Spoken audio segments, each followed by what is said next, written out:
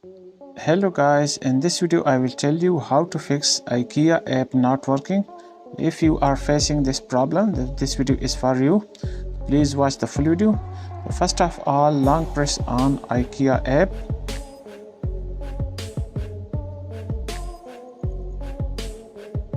Then tap on app info.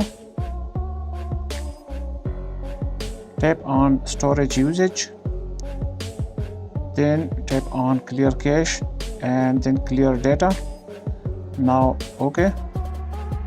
So the next step is go to Google Play Store or App Store in your iPhone and then tap on search option.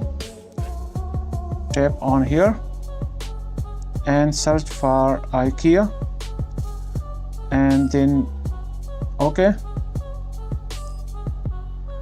Now you will see here update option. So here update it. This will fix the issue. So like and subscribe.